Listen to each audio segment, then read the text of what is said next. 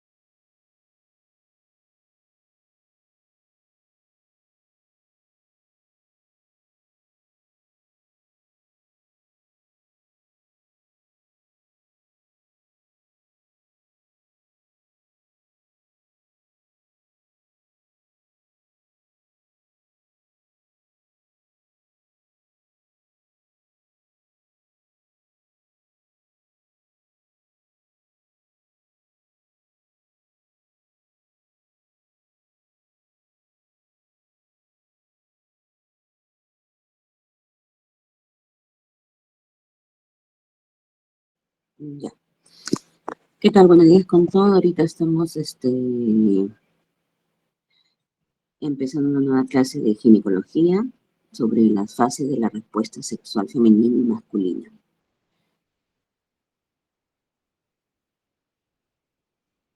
Bueno, ya tenemos un poquito más de, 43 participantes. Un favor, Antonio, después al finalizar la clase, tomas screenshot de las personas que están en la clase. ¿Ya? Gracias. Bueno, tenemos varias definiciones con respecto a la respuesta, a las fases de la respuesta sexual, ¿no? Algunos refieren que el término respuesta sexual designa el conjunto de cambios psicológicos, vasculares y hormonales que acompañados en la relación de los actos sexuales, ¿no? Otros refieren que la respuesta sexual humana es una respuesta integral del organismo a un estímulo sexual efectivo que engloba cambios fisiológicos generales y genitales y extragenitales, ¿no? Entonces, esas son algunas de las definiciones con respecto a las fases de la respuesta sexual o respuesta sexual, ¿no? Los padres de estas teorías, uno es Alfredo Kinsey, los otros son Master y Johnson, que eran esposos, y la doctora Hegel Kaplan, ¿no?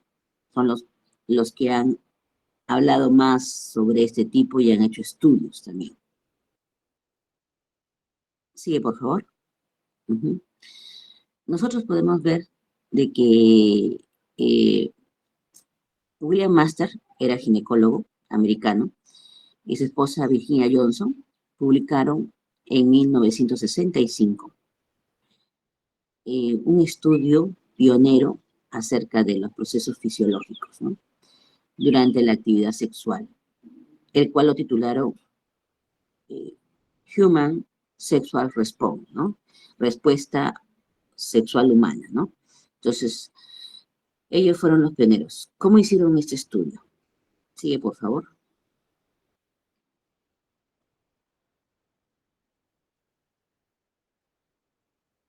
Mm,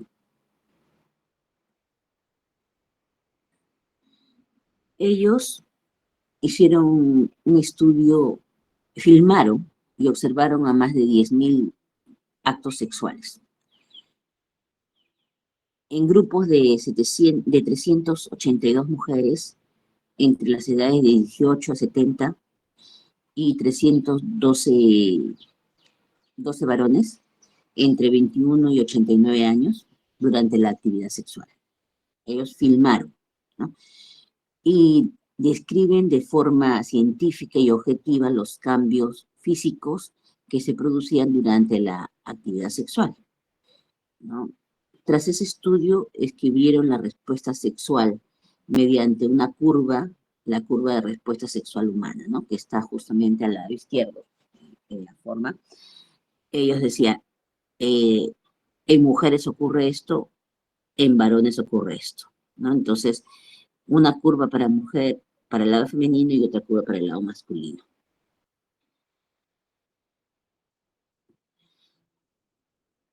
Como les digo, los modelos del estudio de Master y Johnson, porque es el ginecólogo Master y su esposa, la doctora Johnson, fue publicado en 1966. Y Helen Kaplan, también era esta estudiosa, ella también ha publicado en 1982 ya otro estudio en la cual agrega una etapa más a la parte de lo que publicaron Master y Johnson, ¿no? Y también hay modelos psicológicos que lo han hecho el doctor Kualen y Rom en 1987, en la cual también atribuyen otras cosas más, en la cual más que todo incluyen lo que es el inicio de una actividad sexual, lo indica como que se inicia con un deseo. Entonces, ese fue el aporte tanto de Kaplan como de Wallen y Rowe, muy aparte de la parte fisiológica que se da en un acto sexual. Hágase, por favor. Entonces, esta parte del deseo sexual no está dentro de lo que describieron Master y Johnson, ¿ya? Eso está agregado. Entonces, esta etapa es la que dicen que es la fase mental, ¿no?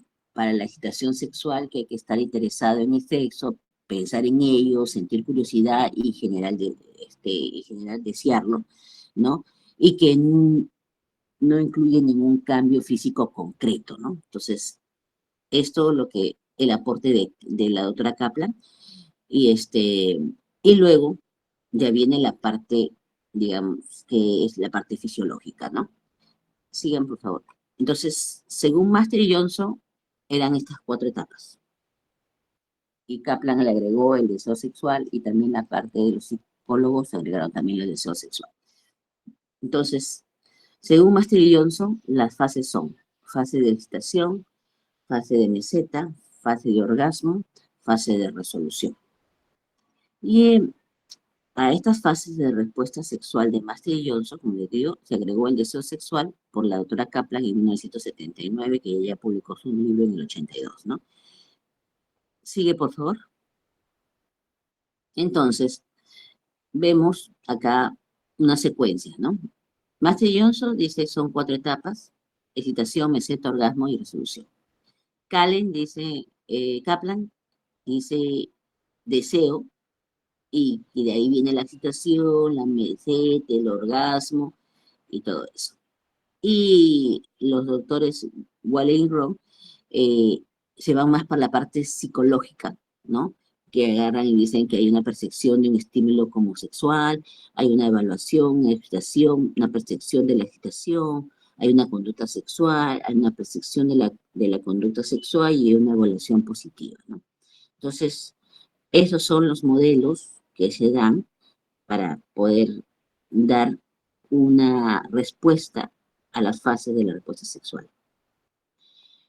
Los modelos pueden ser lineales versus cíclicos, ¿no?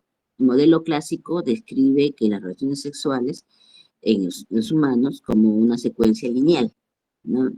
Algunos investigadores prefieren, por la influencia recíproca entre las fases, la interpreta como una respuesta circular, ¿no? Sobre todo por la respuesta sexual femenina, siempre y cuando exista un estímulo sexual efectivo y adecuado, ¿no? Entonces, eso es lo que refiere con respecto a los estudios hechos por ellos. Tenemos acá justamente eh, el modelo de Massey y Johnson, ¿no? En la cual ustedes ven 2 líneas, bueno, en este caso no están de colores, pero eh, excitación, periodo meseta, orgasmo y resolución. En el lado femenino se dice que puede ser multiorgásmico. En el lado masculino, una vez que se da el orgasmo, ya existe la resolución. Y si quiere volver a tener otro orgasmo, otro acto sexual, entonces tiene que esperarse un tiempo a que ocurra todos los cambios fisiológicos que se van a dar. Ujú. Bueno, primero, como decimos, tenemos que ver la parte psicológica, inicial, de qué inicia todo esto, ¿no? El deseo. Esto es lo que aparentemente nos diferencia como personas de los animales, ¿no? El deseo. Los animales no, ellos nacen, son sus feromonas, hormonal, entonces es diferente. También en el humano no, en el humano se supone que ya es una persona pensante y que tiene que ver la parte mental para poder empezar toda la fase, ¿no? Entonces, lo- los psicólogos indican pues que es un mecanismo psicológico predominante, los conceptos de estimulación sexual efectivo, ¿no? Órganos de los sentidos, las zonas erógenas, el erotismo, todo eso puede provocar deseo. La variación individual o por género, ¿no? Eso ya depende. Y hablemos de que, ahora, ¿qué género, no? Entonces, nosotros, cuando había, pues, más de Dios o hacía su trabajo, pues ellos hicieron más que todo trabajos entre parejas, eh, varón y mujer. No hicieron trabajos entre dos varones, dos mujeres, no incluyeron ese tipo de parejas. Incluyeron solamente heterosexuales y varón y mujer, ¿no? Entonces, no hicieron otro tipo de trabajo diferente, ¿no? Variaciones individuales por el género, influencia por los factores psicoemocionales y socioculturales, ¿no? Conducta propensiva, ¿no? Cortejos, coqueteos, ¿no? Entonces, como le digo, esa parte del deseo es muy diferente entre cultura y cultura, ¿no? Entonces, para muchas de nuestro medio, ¿no? Son libres de tener el deseo que deseen, ¿no? O estimularse, pero en otras partes del mundo no ocurre eso, en algunas tribus no ocurre eso, al contrario, a las mujeres todavía las siguen castrando, ¿no? Entonces, bueno, como les digo, esta parte es algo que se incluyó y que tiene que ver con la parte mental y no tanto con la parte fisiológica. Sigue, por favor. Entonces, hablemos del área en la cual ya estamos en la parte fisiológica de la fase de la respuesta sexual. En el varón o en la mujer se va diferente, ¿no? En la excitación, en el hombre hay una erección peniana, hay elevación de los testículos y cambios de la piel escrotal, ¿no? Hay una erección del pezón, hay rubor, hay miotonías, ¿no? Y aumento de las variables fisiológicas. Eso lo vamos a encontrar en un varón que está en la etapa de gestación. En la mujer, ¿qué va a ocurrir? Va a haber lubricación vaginal, cambios de posición del tamaño y tamaño del útero. Entonces, si cambia el útero, entonces cambia de posición y el tamaño ligeramente se incrementa ligeramente, pero pues son milímetros, no es que va a crecer a, a 1 centímetro o 2 centímetros, ¿no? Por si acaso. Va a haber engrosamiento de la pared vaginal. ¿Por qué creen que va a haber engrosamiento de la pared vaginal? Eh, para evitar que produzca daño la penetración del pene de un varón hacia la pared vaginal. Entonces, por eso se engrosa la pared vaginal. hay tumefacción clitoriana, quiere decir que se pone más gruesito el clítoris, hay reacción en el pezón, hay rubor y hay miotonía. Entonces, avanza por favor la siguiente. Entonces, aquí tenemos la parte anatómica, ¿no? En el varón, la anatomía, y van a ver todo ese tipo cómo va a ir cambiando la anatomía del varón para justamente provocar una erección peniana y que pueda después eyacularse. Entonces, la fisiología de la erección, vamos a ver eso justamente. ¿Qué va a ocurrir? Los nervios parasimpáticos, que inerven el pene, ¿no? Tras la estimulación sexual, llegan al sistema nervioso central y producen una relajación del músculo liso de las arterias cavernosas, las arterias helicinas y de los espacios lacunares, produciendo, ¿qué va a producir en el pene? Aumento del flujo sanguíneo hacia el pene. Entonces, imagínense aquellos que se quedan con una estimulación, una erección peniana de largo dato, ¿no? Entonces, es un aumento sanguíneo hacia el pene. Hay una expansión de los espacios lacunares, inicio de la erección, y una compresión de las venas circunflejas, mecanismo veno-oclusivo, y que hace la limitación de la salida de la sangre del pene manteniendo su erección. Entonces, ¿qué va a suceder en la parte fisiológica del pene? Va a haber un aumento del flujo sanguíneo, ¿no? Con compresión de las venas y limitación de la salida de la sangre. Sigan, por favor. Entonces, ¿qué se va a producir? Miren ahí cómo está la figura A, la figura B. ¿Qué se va a producir? Va a haber dilatación de las arteriolas, va a haber captación de sangre, ¿no? Va a haber compresión del plexo venoso subtúnica, estiramiento de la túnica albúgina con oclusión de las venas circunflejas. Entonces, va a haber aumento de la presión de oxígeno y de la presión intracavernosa. Va a haber aumento de la presión y a la vez va a haber contracción de los músculos isquiocavernosos. Sigue, por favor.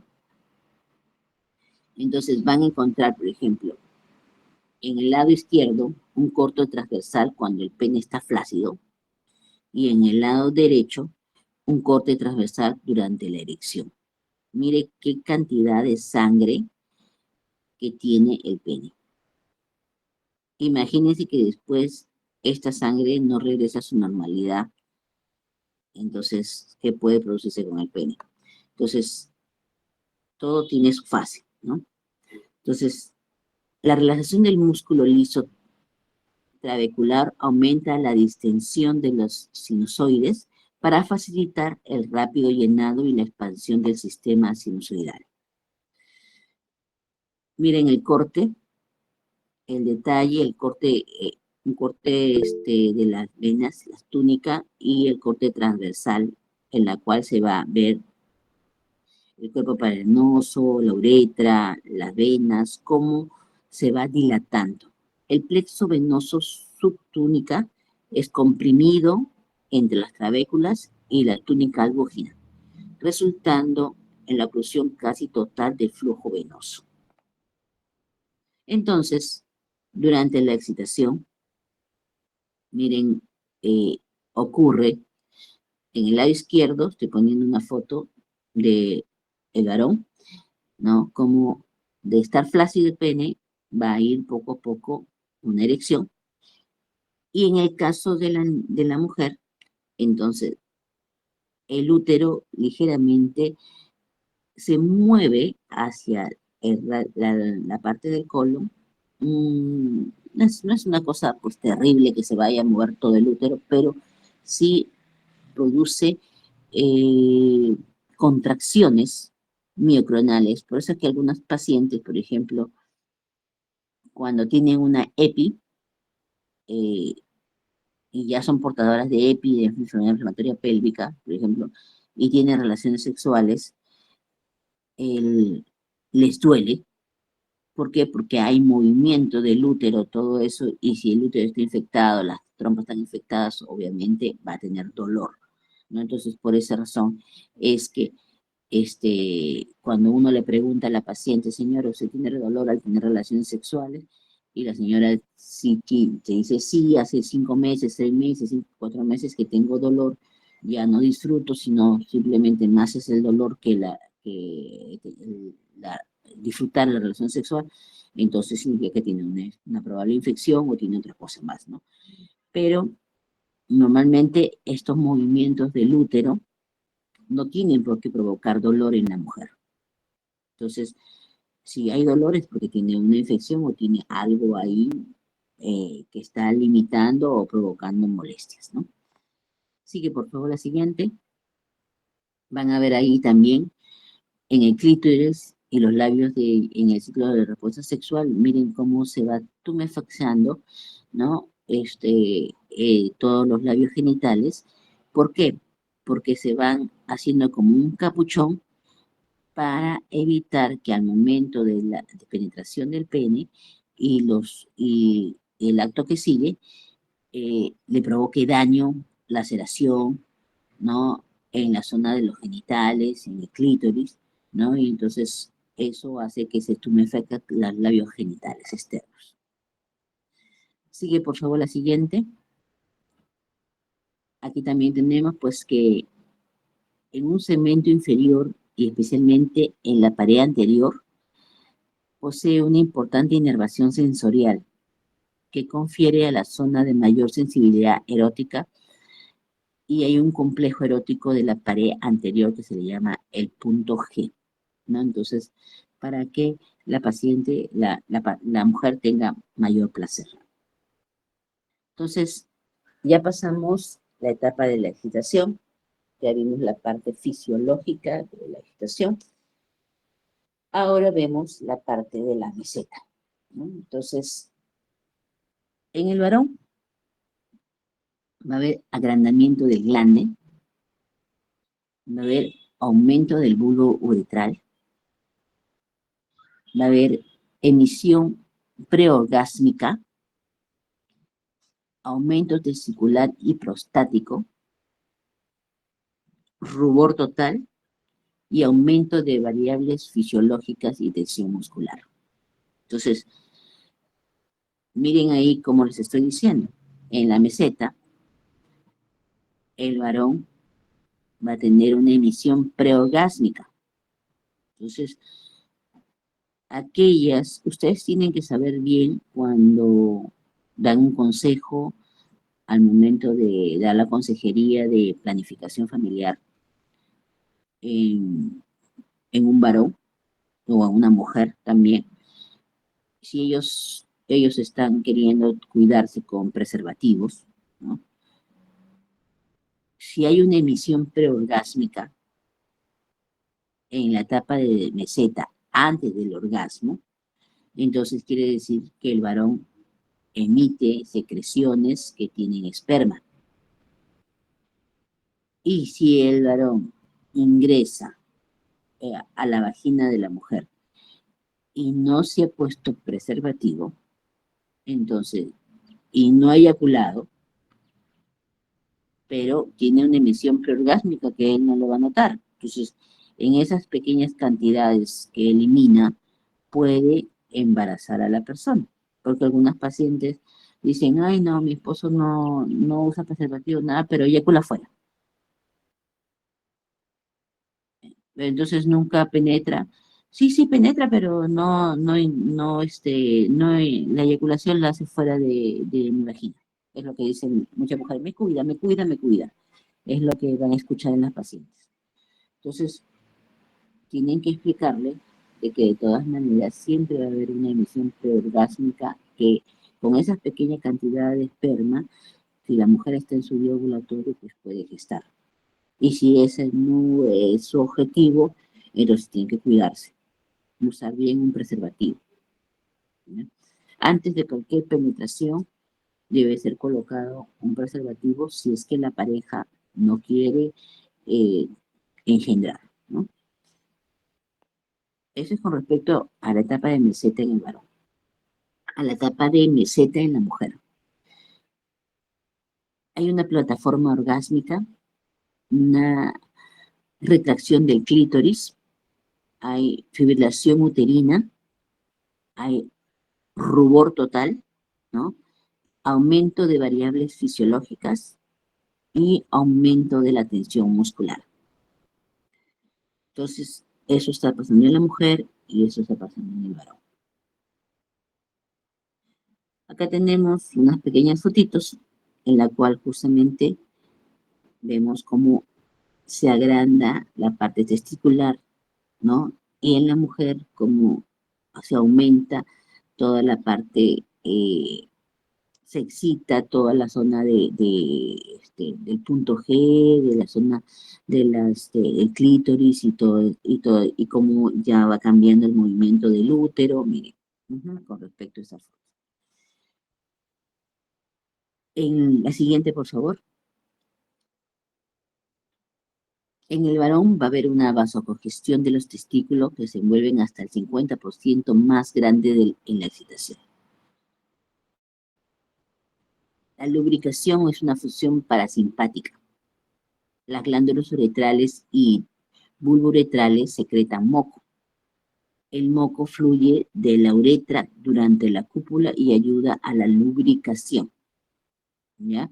Entonces, lubricación de la mayor parte de los órganos sexuales, también femeninos, también. Las glándulas de Cooper, en el varón, van a producir una expulsión previa de una eyaculación de 4 a 6 gotas, ¿ya? Y en la mujer va a haber mayor lubricación también en esta etapa de la meseta, ¿no? Para poder lubricar adecuadamente toda la vagina y que cuando se produzca la penetración no haya sequedad y no haya ruptura de la vagina, ¿no? Hace poco tuvimos el caso de una paciente que llegó por emergencia y venía por sangrado. Y al final, y esto había ocurrido después de un acto sexual, ¿no? Entonces, luego cuando pudimos detectar dónde era el sangrado era pues prácticamente en el fondo vaginal, precisamente en el espacio de Douglas, casi detrás del cuello uterino. Tenía un corte de la vagina más o menos de unos 4 centímetros aproximadamente, ¿no?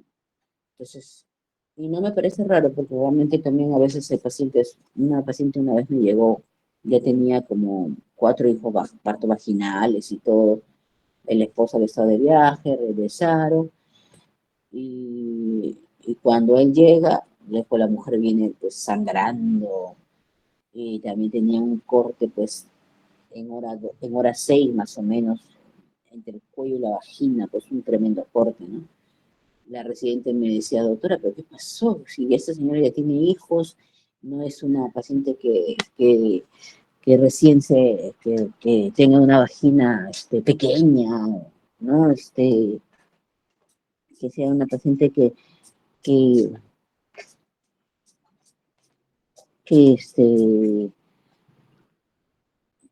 que tiene una vagina amplia, ¿no?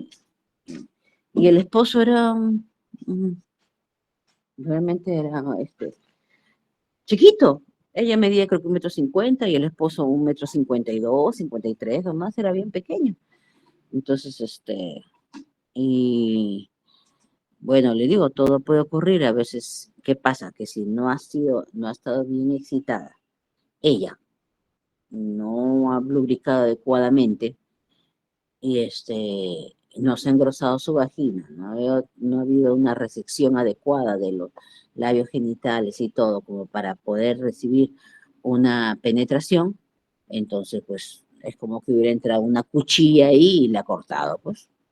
Entonces, a veces también hay gente que ingresa con los dedos y con la uña puede también cortar la vagina, ¿no? Dependiendo de las uñas que tenga y cómo está. Entonces, o si ingresa con algún aparato como para hacer excitar y al final eso termina cortando la vagina, ¿no? Entonces, bueno, ya eso depende de cada pareja, pero también tiene que tener la responsabilidad de que no puede causarle daño a la pareja, ¿no? Sobre todo si son pareja. Ahora, ya si es un acto no consentido y es otra cosa, ¿no? Bueno, entonces tenemos la parte de el deseo, que es la parte prácticamente psicológica. Tenemos la parte de excitación, tenemos la parte de meseta y ahora hablemos de la parte del orgasmo. ¿Alguna pregunta hasta ahí?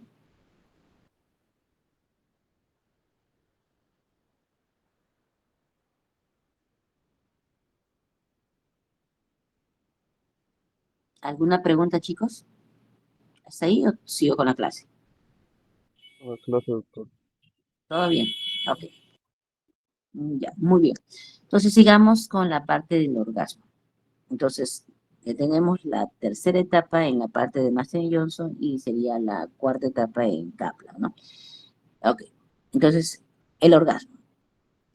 En el varón va a ocurrir pérdida del control voluntario de los músculos. No va a poder controlarla. Va a eyacular y los testículos se van a volver a su posición normal.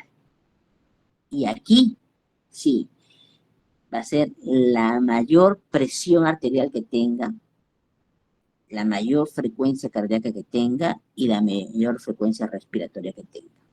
Entonces, mucho cuidado con aquellos pacientes varones, ¿no? Con aquellas gente varón que es hipertensa crónica y tiene relación sexual, porque puede ocurrirle justamente una hipertensión justo en esta etapa. Mucho cuidado con aquellos que han tomado medicamentos para que se produzcan todas estas etapas, porque ya probablemente solos no producen las diferentes etapas en varón, como el sulfadiazino que toma, a veces indiscriminadamente, y, y, y luego después sufren un paro cardíaco, sufren una hipertensión, sufren diferentes tipos de, de enfermedades en este momento y luego hasta pueden fallecer, ¿no?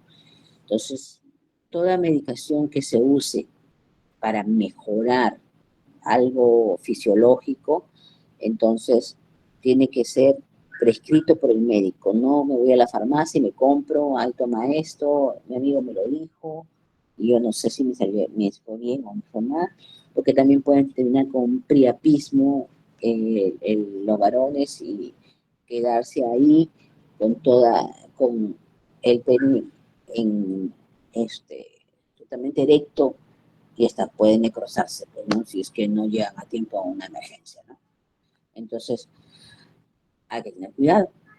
Entonces, siempre recomendar que si a ustedes les preguntan, ay, ¿qué puedo tomar? ¿Qué tal cosa? Porque son de medicina, ya, y ¿sabes qué me ha pasado esto? Y yo quiero estar bien porque yo soy fuerte, que no sé cuántas cosas. Entonces, siempre de preferencia que vayan al urólogo, porque puede haber un problema prostático de fondo y eso está provocando este tipo de alteraciones, ¿no? En la relación sexual. Entonces, es mejor que acudan a un médico a que porque a la farmacia me dijo que tomara esto y yo tomé y después terminan fallecidos o terminan con, con un derrame peor, ¿no? Entonces, hay que tener mucho cuidado con los medicamentos que van a hacer que, que se produzca ese tipo de excitación porque también puede provocar otro tipo de reacción en la persona, ¿ya? Entonces, en la mujer también se produce, por si acaso, también hay mujeres que no se excitan, no llegan a la etapa de orgasmo, ¿no? Entonces, y a veces es también por falta de hormonas, hay diferentes etapas, hay muchas preocupaciones, diferentes tipos de cosas, y que también eh, muchas creen que, ay, sí, yo soy menopáusica, ok, necesito ya ponerme tal hormona, o usar tal cosa, ¿no? Para poder eh, estar bien, como una chibola, ¿no? Cada quien tiene que tener su etapa de vida, ¿no? Entonces, uno no va a pretender ser joven toda la vida, uno tiene que ir viendo sus etapas y ver qué te va a suceder, ¿no? Entonces, si ya no tienes menstruaciones, obviamente la lubricación va a ser menor, va a haber menos excitabilidad y todo, entonces para eso hay que recurrir al médico y ver realmente qué es lo que necesitas, complementos que no te hagan daño y que a la vez puedas disfrutar con tu pareja sin problemas, ¿no? Pero tampoco, ay, ya, ok, ay, me dijeron que me ponga tal hormona, pum, me pongo, me inyecto, ya estoy bien, o me pongo el chip de andrógenos y ya, uy, estoy pero perfecta, que no sé cuánta cosa. Eso no es tan así, no es tan inocuo como lo hacen parecer en la televisión o lo publican, justamente para que todo el mundo compre, sea consumidor de esos medicamentos y, y no dan la parte de las contraindicaciones que se dan, ¿ya? Entonces, hay que tener mucho cuidado si nos vienen a preguntar, sobre todo pacientes, ok, si tienen bajo estrógeno, entonces yo le doso de hidrógeno y puedo ver si es que realmente necesita dosis o no necesita dosis. Si ya está en la prueba de la menopausia, entonces, ok, hay pacientes que van a necesitar una pequeña dosis de estrógeno y otras no. Entonces, va a depender de qué tanto su organismo todavía siga generando una pequeña cantidad de estrógeno o progesterona o pequeñas cantidades de andrógeno, ¿no? Antiguamente las abuelitas, pues obviamente no tenían ningún tipo de hormonas que usar, ¿no? En los años 1950, 1940, no había aquel estrógeno que sí, que para que no te lleves bien tu menopausia y tanta cosa, ¿no? Y simplemente haciendo las cosas, manteniéndose ocupada, trabajando, este, pasaban muchas cosas. No se le digo, el hecho de que sea una persona ya postmenopáusica no significa que necesita inmediatamente, ay, soy postmenopáusica, necesito hormonas, ya tengo que ir a que me pongan mis hormonas, porque si no, no puedo vivir, que no sé cuándo. No es así. No todas las pacientes necesitan, porque las hormonas pueden alterar la parte de la mama, ¿no? Pueden hacer despertar códigos genéticos que están dormidos en la paciente y que después se despiertan y pueden producir otro tipo de alteraciones, ¿no? Entonces, hay que tener mucho cuidado con lo que se da. Entonces, siempre riesgo-beneficio, como una balanza. ¿Esta paciente necesita o no necesita? Va, si mejora en esto, le voy a dar tal cosa, pero puede empeorar en esto. Entonces, ¿qué me viene mejor? ¿Que realmente lo use o no lo use? Entonces, riesgo-beneficio, ¿ya? Bueno, entonces en la mujer, en el orgasmo va a haber unas contracciones intensas de plataforma orgásmica y de útero. Va a haber ensanchamiento de la pared profunda de la vagina y va a haber contracciones involuntarias de todos los grupos musculares, ¿ya? Así que, vamos a tener ese tipo de cambios tanto en el varón como en la mujer. Miren ahí en la otra foto cómo es la excitación mayor orgásmica en la cual el pene está totalmente erecto, ¿no? Y va a eyacular, ¿no? Va a eyacular, va a eliminar tantas glándulas, este, y esperma, ¿no? Tanto secreción glandular como esperma, ¿no? Y en la mujer, obviamente, va a llegar un momento en que el útero se va a contraer de una forma y va a provocar contracciones musculares múltiples y eso va a provocar que la paciente tenga un orgasmo, que es la etapa que tiene. Ahora, la mujer es multiorgásmica, entonces puede ella tener un orgasmo, puede tener a los minutos otro orgasmo, puede tener a los minutos otro orgasmo durante toda la relación sexual. ¿Ya? Ya en la última etapa, la etapa de resolución, en el varón va a haber un periodo refractario, ¿no? Una variabilidad según la edad y factores psicosociales, una normalización de las variables fisiológicas de los cambios previos, una sudoración profusa y va a estar cansado, somnolencia. En la mujer, si no hay estímulo sexual efectivo, el sistema regresa al estado original. Si hay estímulo nuevamente, va a tener otro orgasmo, otro orgasmo, otro orgasmo. Si ya se resolvió todo, entonces hay una normalización de las variables fisiológicas y va a haber la parte interna, el útero se dilata ligeramente, va a haber una sudoración profusa y va a haber una somnolencia. Entonces, el acto sexual realmente pues es un ejercicio, ¿no? Y obviamente se queman calorías, ¿no? Entonces, eh, el acto sexual sí es un ejercicio realmente. Entonces, se va a quemar calorías en ese acto sexual y al final te va a producir una somnolencia. Es igual como que corres, no sé, pues cuántos kilómetros y te cansas, obviamente, ¿no?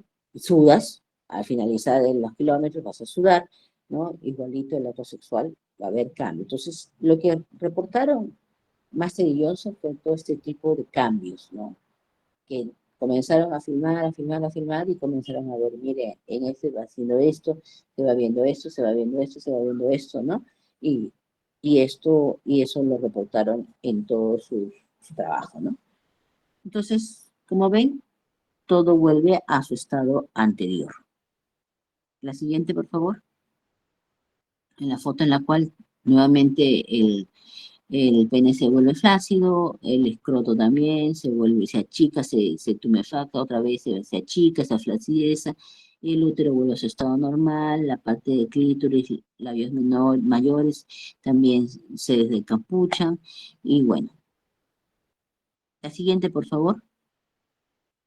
Entonces, aquí tenemos las dos esquemas que presentan más Johnson con respecto a cómo es en el varón, cómo es en la mujer, ¿no?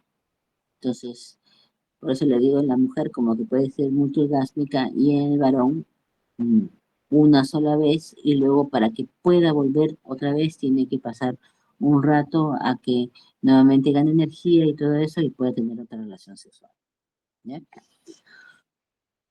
Ok, sigue la siguiente, por favor. Entonces, en resolución, retorna los valores funcionales iniciales con la reducción de la vasocongestión pélvica y la relajación muscular, ¿no? Un periodo refractario, es difícil de inducir una nueva relación sexual, ¿no? Y con frecuencia se regresa a un nivel eh, alto de excitación sobre lo que pueden suspender sus sucesivos orgasmos en la mujer, ¿no?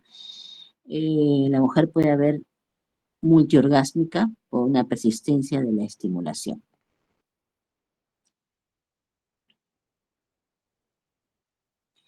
En la mujer, ¿qué va a pasar?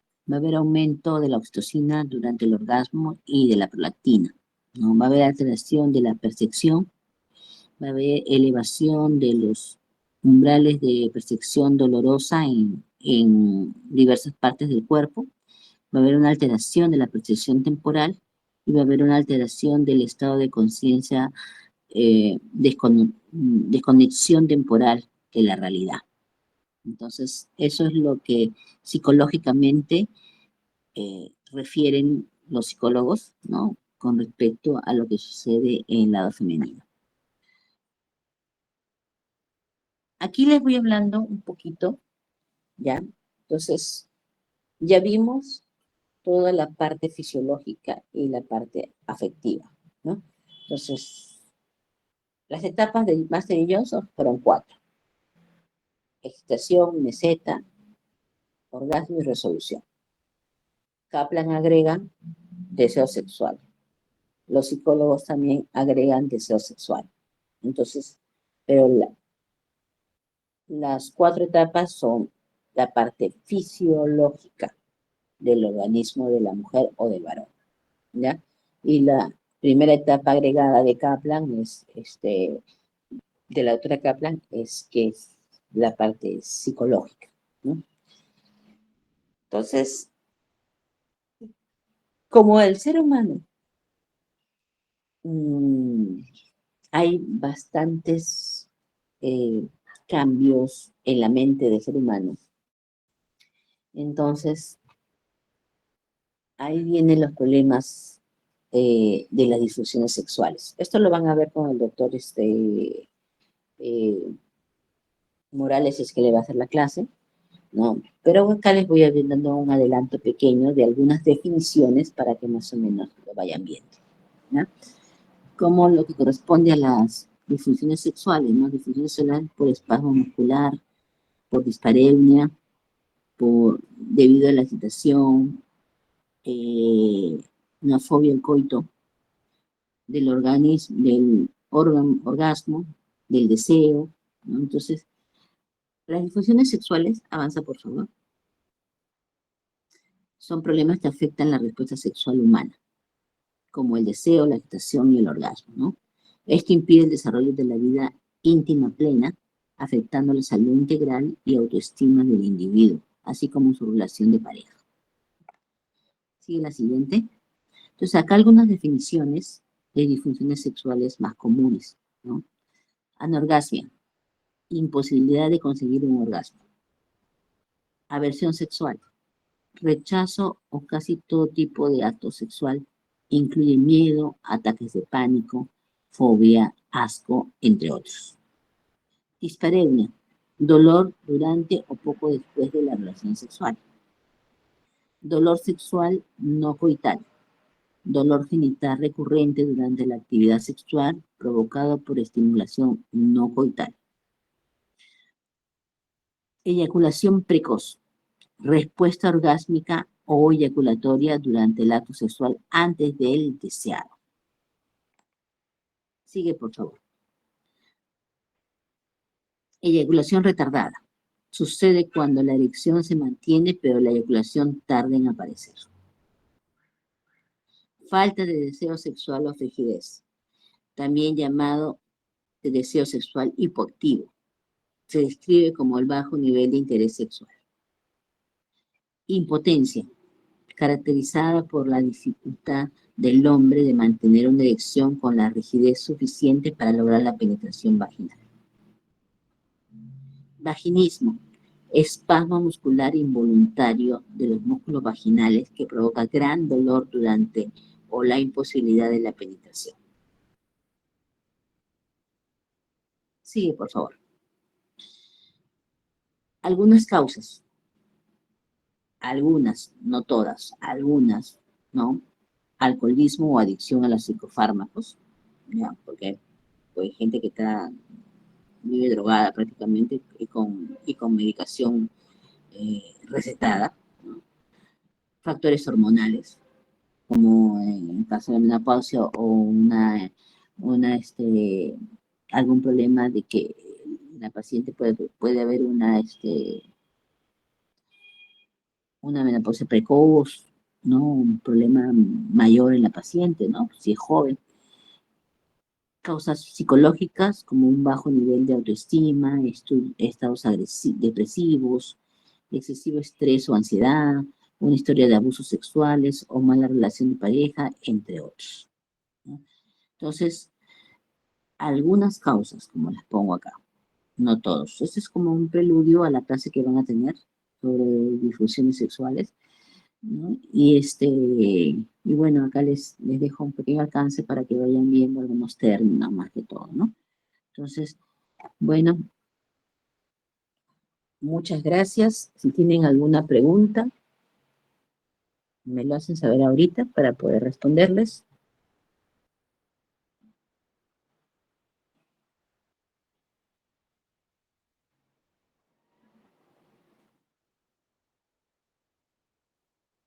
Chicos,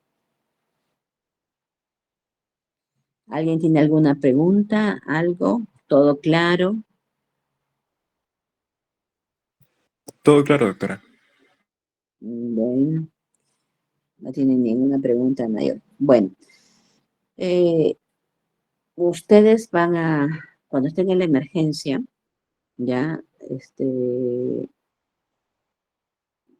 yo me acuerdo si uno de mis grupos estuvieron, creo que en el grupo 8, me parece que estuvo cuando vimos la laceración de la jovencita, no sé si llegaron a estar ellos o no, pero hace poco hubo una laceración de una jovencita por relación sexual, ¿no? Y ella venía sangrando con anemia, y lo peor es que la habían dejado el turno anterior y ni siquiera le habían sacado la historia, todo un lío, porque la mujer no tenía ni documentos en el país, ¿no? Era extranjera.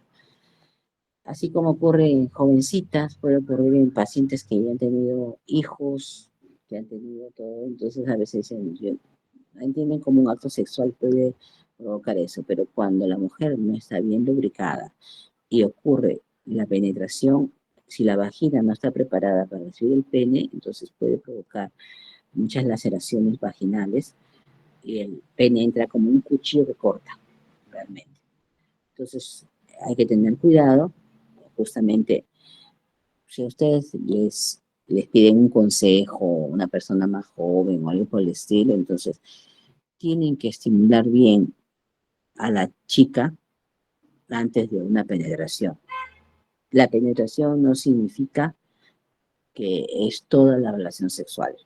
Ustedes ya han visto las fases de la relación sexual. Entonces, para la mujer, la excitación, la meseta, el orgasmo, los multiorgásmicos y la resolución, entonces es todo en las fases de la respuesta sexual. Y para el varón, también tiene que saber que tiene que estimular adecuadamente y estimular, y él tampoco no puede estar solamente disfrutar de la relación sexual, porque la relación sexual es de pareja. Entonces ustedes tienen que decir, ya sea dos mujeres, dos varones, varón, mujer, ¿no? Es de pareja. Y entonces la idea es que disfruten, ¿no? Disfruten la relación sexual, no es que, ya, solo disfruto yo y la otra, pues, o el otro que le importe bien poco, ¿no? Entonces, ahorita, como los cambios han cambiado todo, yo siempre digo, ustedes no tienen por qué sorprenderse por lo que le cuente la paciente. En nuestro caso, porque nuestras pacientes son mujeres, ¿no?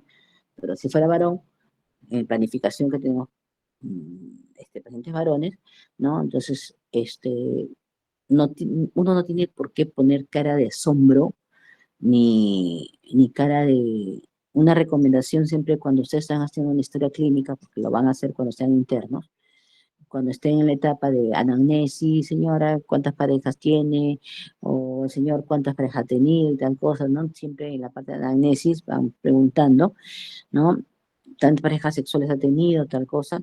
Si le dice 100, ya ok, ponen 100. ¿Ya? No hagan gestos, no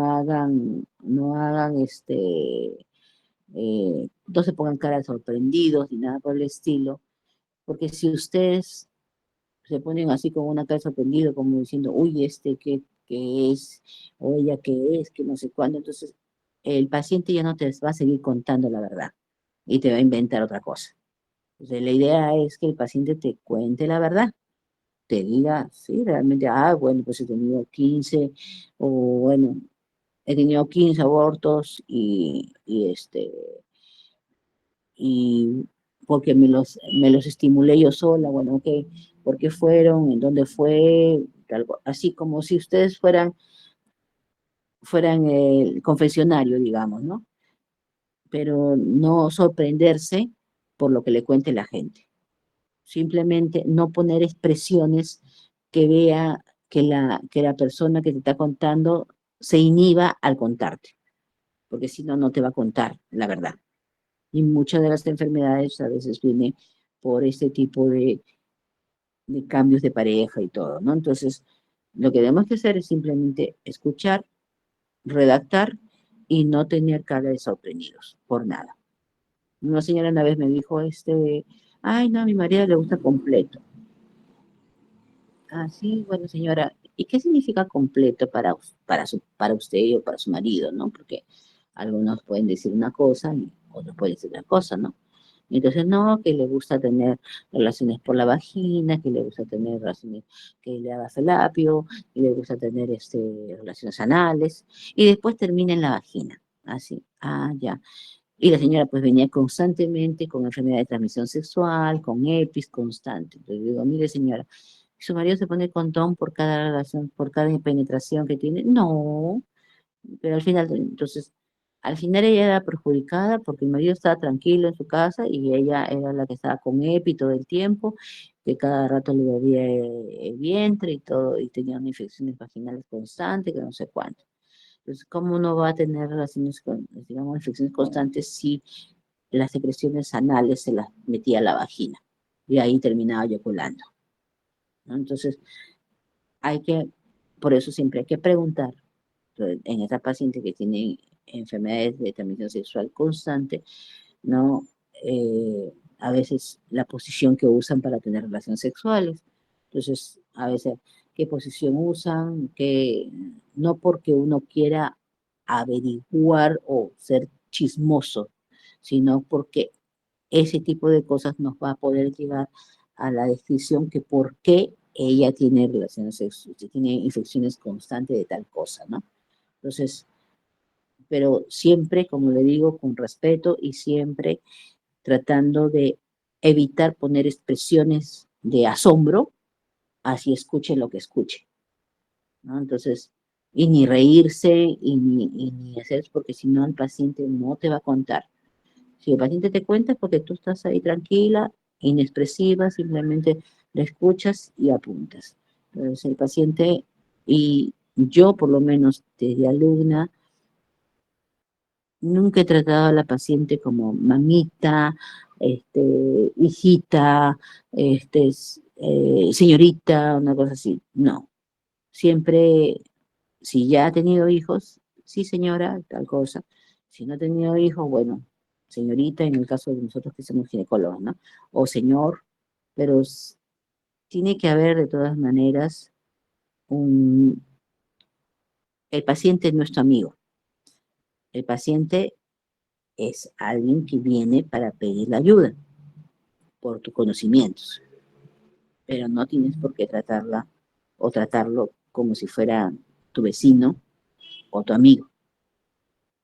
Entonces hay que haber un respeto, porque si no pones ese respeto entre el paciente y tú, entonces el paciente va a creer que te puede tutear.